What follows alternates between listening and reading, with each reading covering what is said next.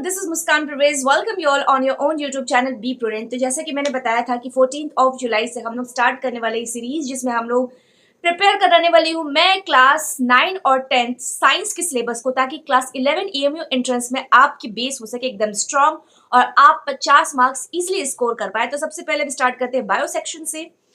मैंने cell the fundamental unit of life की जो लेक्चर्स है वो ऑलरेडी चैनल पे अपलोडेड है, वो मैं प्लेलिस्ट में आप जाके वहाँ पे देख सकते हैं। आज हम स्टार्ट करने वाले टिश्यू इन एक्शंस। पहले मैं इस चैप्टर को क्रिस्टल क्लियर टॉपिक को समझा देना चाहती हूँ, फिर इससे रिलेटेड जो MCQs जो आपकी एग्जामिनेशन में पूछे जा सकते हैं उसकी एक PDF तैयार करके उसकी भी प्रिपरेशन आपको करा दूंगी, ताकि आपके ये टॉपिक्स हो जाए क्रिस्टल क्लियर। तो पहले क्लास 9 से स्टार्ट करते हैं, उसके बाद हम पहुंचेंगे क्लास 10 पे।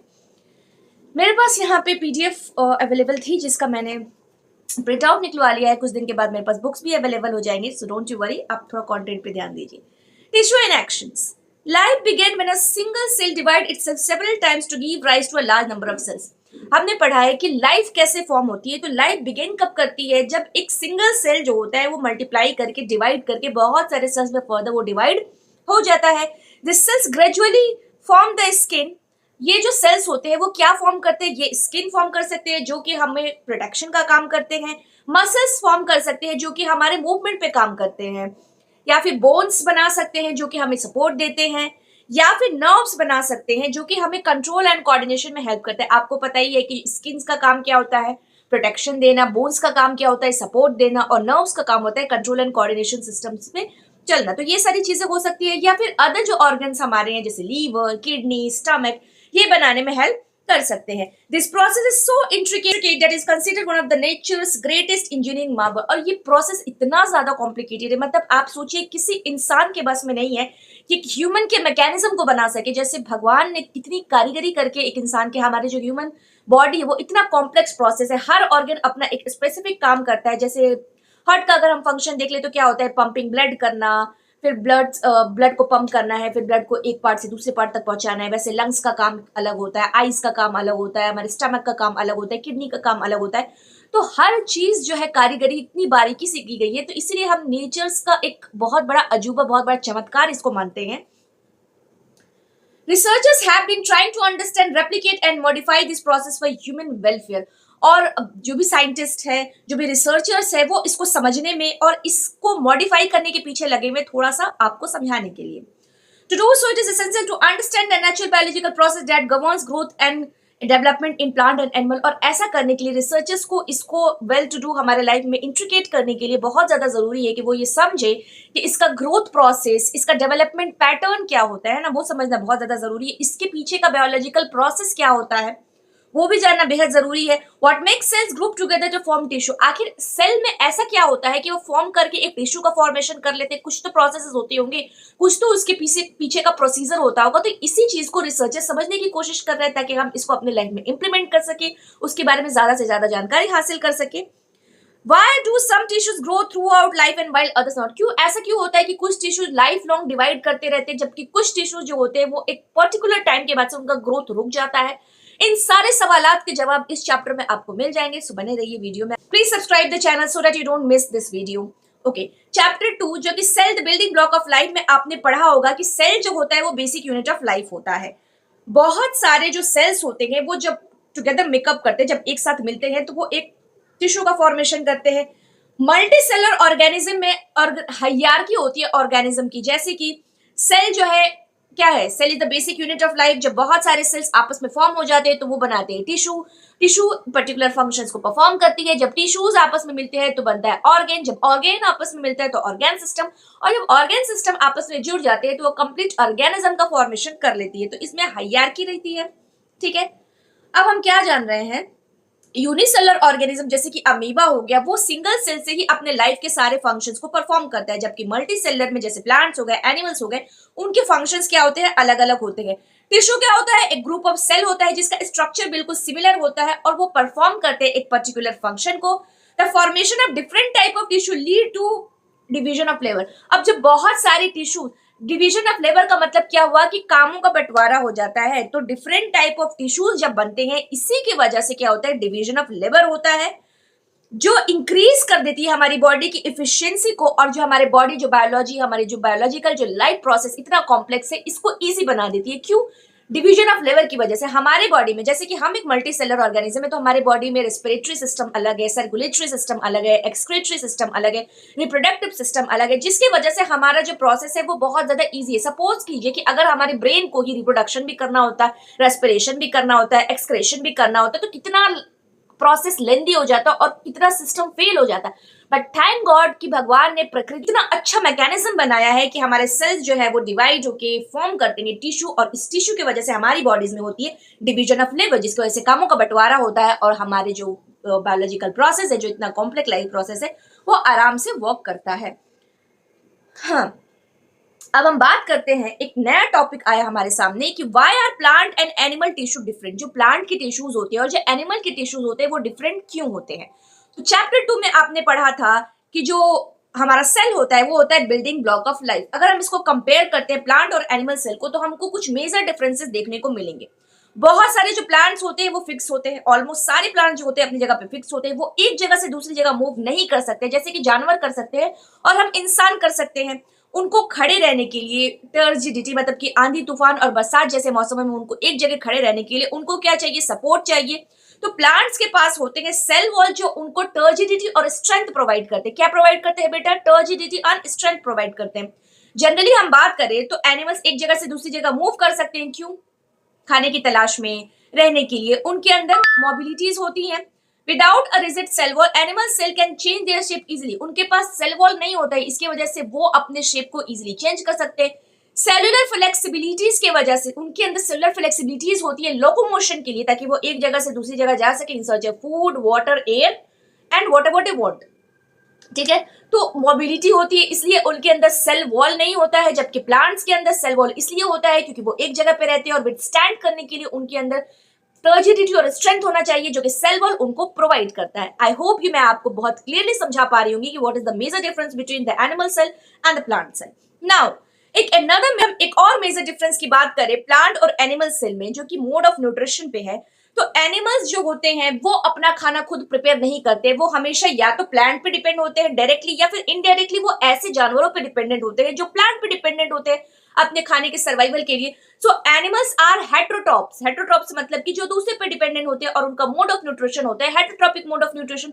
So what is heterotrophic mode of nutrition? Heterotropic mode of nutrition are those mode of nutrition in which the organisms are totally or indirectly or directly dependent on plant for their food. और वहीं पे जो animals होते हैं वो होते हैं, जो प्लांट्स होते हैं वो होते हैं ऑटोट्रॉप्स। ऑटो मतलब कि सेल्फ, और ट्रॉप्स मतलब कि अपने न्यूट्रिशन को ड्राइव करना। तो प्लांट्स ऑटोट्रॉप्स होते हैं, इसका मतलब कि प्लांट एक ऐसे ऑर्गेनिज्म है जो अपना खाना खुद बनाते हैं with the presence of sunlight, air, water and minerals. तो प्लांट्स क्या हो गए, आपके ऑटोट्रॉप्स हो गए जो अपना खाना खुद बनाते हैं, और एनिमल्स जो हो गए वो हो गए हेटेरोट्रॉप्स। अब प्लांट्स में भी कुछ एक्सेप्शन है जो अपना खाना खुद नहीं बनाते, जैसे कि जितने भी ग्रीन प्लांट्स होते हैं वो अपना खाना खुद बनाते हैं। कुछ फंजाई और ब्लू ग्रीन एल्गी होते हैं जो अपना खाना खुद नहीं बनाते। अदरवाइज सारे प्लांट जिनके पास भी क्लोरोफिल मौजूद होता है वो अपना खाना खुद बनाते हैं। बढ़ते हैं नेक्स्ट टॉपिक की तरफ, जो है tissue for growth in plant. उससे पहले आई हैव टू रिप्लाई। आगे बढ़ते हैं, हम है tissue for growth in plants. You must have observed that a small seeding grow into a tall trees. आपने नोटिस किया होगा कि एक छोटे से, जब हम बीज को देखते हैं तो बड़े पेड़ में जड़ जो होते हैं वो सॉइल के अंदर तक, मिट्टी के अंदर तक चले जाते हैं, और जो स्टेम होती है वो बहुत ज्यादा थिक हो जाती है। जो ग्रासेस होते हैं वो एक बार अगर उसको एनिमल्स ग्रेज कर जाते हैं तो फिर से वो उसका रीग्रोथ हो जाता है। ठीक है, तो आखिर ये सारे चेंजेस के लिए कौन से टिश्यूज जो है वो रिस्पॉन्सिबल होते हैं? तो प्लांट्स का जो ग्रोथ होता है वो बहुत डिफरेंट होता है। जैसे कि इंक्रीज इन लेंथ, अगर वो लंबाई में बढ़ रहा है, यानी कि उसका रूट यानी कि रूट जो है वो डेप्थ होते जा रहा है और जो स्टेम वो थिक होते जा रहा है। इंक्रीज इन गर्थ, गर्थ मतलब क्या है, थिकनेस इंक्रीज हो रहा है। और regrowth after cutting the branches, यानी कि ग्रासेस की जब मैंने बात की कि एनिमल्स उसको ग्रेज करके चले जाते हैं तो फिर उसका रीग्रोथ हो जाता है, या पेड़ की कुछ पार्ट्स को हम काट देते हैं तो वो फिर से बढ़ जाता है। तो रीग्रोथ के लिए कौन से रिस्पॉन्सिबल होते हैं? तो जो ग्रोथ होता है वो एक्टिवली रिक्वायर करता है एक्टिवली डिवाइडिंग टिश्यूज, जिसको हम बोलते हैं मेरिस्टेमेटिक टिश्यू। तो this growth require actively dividing cell that together form a tissue, कहते हैं उसको मेरिस्टेमेटिक टिश्यू। टॉपिक में आगे बढ़ने से पहले मैं आपको एक फ्लो चार्ट बताना चाहती हूँ जो इस एनसीईआरटी की बुक में अवेलेबल नहीं है, लेकिन मैं आपको बता देना चाहती हूँ, आपके एमयू एंट्रेंस एग्जाम में बहुत काम आने वाली हो। और अगर आप सीबीएसई के स्टूडेंट है और आप अब भी देख रहे हैं तो आपके भी एग्जाम में ये पूछा जा सकता है। सबसे पहले जो प्लांट टिश्यूज होते हैं वो दो पार्ट्स में डिवाइडेड होते हैं, meristematic tissue and permanent tissue. Meristematic tissue आपके फर्दर तीन में डिवाइडेड होते हैं, एपिकल मेरिस्टम, लेटरल मेरिस्टम और इंटरकैलरी मेरिस्टम। जबकि जो आपके परमानेंट टिश्यू होते हैं वो दो में डिवाइडेड होता है, simple permanent and complex permanent. Simple permanent tissue for the तीन पार्ट्स में डिवाइडेड होता है, पैरेन्काइमा, कॉलेनकाइमा, स्क्लेरेन्काइमा। जबकि कॉम्प्लेक्स परमानेंट टिश्यू जो होते हैं वो आपके दो में डिवाइडेड होते हैं, जाइलम एंड फ्लोएम। अब जाइलम भी आपके चार पार्ट्स में डिवाइडेड होते हैं, xylem fibre, xylem parenchyma, tracheid, vessels. जबकि आपके फ्लोएम जो होते हैं companion tube, companion cell, tube tubes, phloem fibre, phloem parenchyma. तो ये था आपका फ्लो चार्ट के थ्रू। अब हम एक एक करके उनको डिटेल में एक्सप्लेन करेंगे। सबसे पहले हम बात कर लेते हैं एपिकल मेरिस्टम की। तो अगर पेड़ में जो लेंथ में इंक्रीजमेंट हो रही है तो वो कैसे होगी? सबसे पहले यहाँ पे एक एक्सपेरिमेंट दिया है, उस एक्सपेरिमेंट के हिसाब से हम देखते हैं। दो जार ग्लास ले लेंगे आप लोग, ठीक है, और उसमें पानी को फिल कर लेंगे। अब दो अनियन बल्ब ले लेंगे और उनको पुट कर देंगे, ठीक है। ऑब्जर्व करेंगे दोनों में रूट्स, मतलब जो उसका रूट है उसकी ग्रोथ को एब्जॉर्ब करेंगे। पहले दिन उसकी लेंथ को मेजर करेंगे, दूसरे दिन मेजर करेंगे और तीसरे दिन मेजर करेंगे। तीसरे दिन पे एक कप के एक अनियन के रूट्स को आपको क्या करना है, थोड़ा सा कट कर लेना है और उसके बाद से आपको क्या करना है, उसके लेंथ को मेजर करना है। चौथे दिन पे आपको ऑब्जर्वेशन को रिकॉर्ड करना है। What trend do you observe the data recorded? जब आपने डेटा को रिकॉर्ड किया तो उसमें क्या आपने जरूर फॉलो किया होगा कि रूट ए यानी कि जार ए में जो था वो लेंथ जो था कंटिन्यूअसली ग्रोथ हो रही थी उसकी, जबकि जार बी में टिप काट देने के बाद से growing after the tip are cut, उसका ग्रोथ जो था वो रुक गया था। जब जैसे मैंने ग्रोथ उसको टिप को कट कर दिया उसका ग्रोथ रुक गया था। ये क्या शो कर रहा है? that roots only grow from their tips, the tips consist of cell which divide। तो इसका कहने का मतलब ये है, इस एक्सपेरिमेंट से आपको ये समझ में आया कि रूट सिर्फ टिप से ही ग्रो करता है क्योंकि उसके टिप्स में प्रेजेंट होते हैं डिवाइडिंग टिश्यूज जो कि कंटिन्यूअसली डिवाइड करते रहते हैं। आप अपने जो अनियन टिप का जो आपने चैप्टर 2 में आपने माइटोसिस वाला रिकॉल किया होगा, आपने इस ऑब्जर्वेशन से आपका कंफर्म हो जाएगा कि जो डिवाइडिंग टिश्यूज होती है क्या होती है, apical meristem are the dividing tissue which are present in the tip of the root.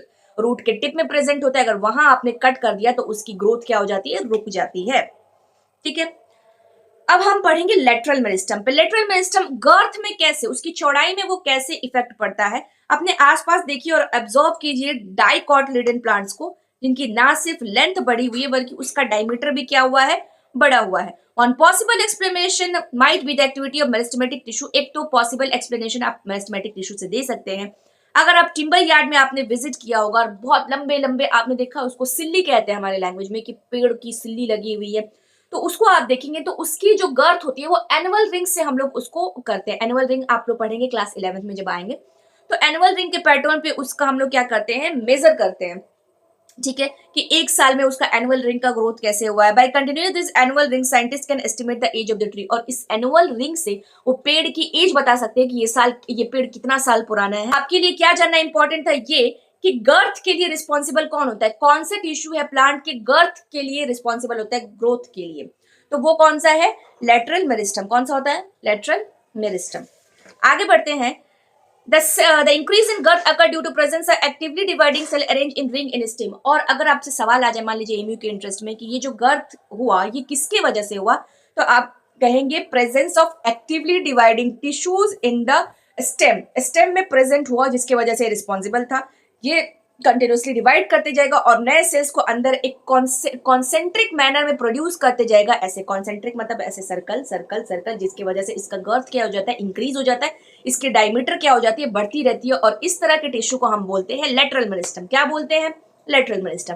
Moving ahead to a last topic of this video lecture जो कि है इंटरकैलरी मेरिस्टम। इंटरकैलरी मेरिस्टम यानी कि रीग्रोथ कैसे होता है। अगर हमने पेड़ के कुछ पार्ट्स को काट दिया उसके बाद उसका रीग्रोथ कैसे होता है, तो प्लांट्स के रीग्रोथ के लिए आपकी जो टिश्यू रिस्पॉन्सिबल होती है वो होती है इंटरकैलरी मेरिस्टम। इंटरकैलरी मेरिस्टम में लिखा हुआ है, we have learned that meristematic tissue है present at the tip of the root and shoot. हमने पढ़ा कि मेरिस्टेमेटिक टिश्यू है पेड़ के रूट और शूट पे प्रेजेंट होती है, लेकिन हमने कैसे जाना, हम कैसे जानेंगे। The stem stop growing in the land but new branches arise from the nodes of the leaf। क्या है कि हमने अगर हम किसी के टिप्स को कट कर देते हैं लेकिन नए ब्रांचेस तो नोड्स और इंटरनोड्स से निकलने लगते हैं, है ना। इंटरकैलरी मेरिस्टम लोकेट होता है। इंटरकैलरी मेरिस्टम कहाँ पाया जाता है, between the nodes and internodes. आपके लिए सवाल है कि इंटरकैलरी मेरिस्टम कहाँ पाया जाता है, क्या रूट में, शूट में, टिप्स में या नोड्स में, तो क्या होगा, नोड्स और इंटरनोड्स पे। नोड एक ऐसा पॉइंट होता है जहां से न्यू ब्रांचेस या फिर लीव्स अराइज होते हैं, ये पार्ट्स, और दो नोड्स के बीच में का जो पार्ट होता है उसको हम बोलते हैं इंटरनोड्स। आपने ऑब्जर्व किया होगा कि बगीचे में अगर आप पेड़ को काट देते हैं, कुछ पार्ट्स को काट देते हैं, ब्रांचेस को काट देते हैं जो कि हैवी अपीयर करते हैं, कुछ समय के बाद से, कुछ महीनों के बाद से उसका फिर से रीग्रोथ हो जाता है। या फिर आपने ग्रासेस को देखा होगा कि कुछ खेतों में बहुत ज्यादा ग्रास हो गई है तो एनिमल्स उसको चर जाते हैं, उसको ग्रेस कर जाते हैं, थोड़ी देर के बाद, कुछ महीनों के बाद उसका फिर से रीग्रोथ हो जाता है। तो who is responsible for this regrowth? वो है इंटरकैलरी मेरिस्टम। कौन है? Intercalary meristem. इसलिए पेड़ों के पास जो होते हैं वो तीन तरह के टिश्यूज होते हैं, apical meristem, lateral meristem, intercalary meristem. Apical meristem root और शूट टिप्स प्रेजेंट होते हैं जो कि रिस्पॉन्सिबल होते हैं आपके लेंथ इंक्रीज में। आपका जो, सॉरी मेरे आंखों में कुछ पड़ गया, आपकी जो लेटरल मेरिस्टम होते हैं वो आते हैं आपके गर्थ इंक्रीज के लिए, जो कि प्रेजेंट होते हैं आपके स्टेम के रिंग के बीच में प्रेजेंट होते हैं। और इंटरकैलरी मेरिस्टम रिस्पॉन्सिबल होते हैं आपके रीग्रोथ के लिए, जो कि प्रेजेंट होते हैं आपके नोड्स और इंटरनोड्स के बीच में। ठीक है, अब हम लोग पढ़ेंगे आगे के टॉपिक में, परमानेंट टिश्यूज के बारे में पढ़ेंगे। आई होप आज की वीडियो आपके लिए हेल्पफुल रही और आपको टॉपिक समझ में आया हो। आज मैंने इस टॉपिक को क्लियरली समझाया है। कल मैं इस टॉपिक से रिलेटेड पहले आपसे 5 एमसीक्यूज पूछूंगी, आपको कमेंट सेक्शन में उसका जवाब देना होगा। उसके बाद हम अगले टॉपिक पे स्विच करेंगे जो कि है permanent tissue. So if you like this video, don't forget to like, subscribe, share and comment. Thanks for watching.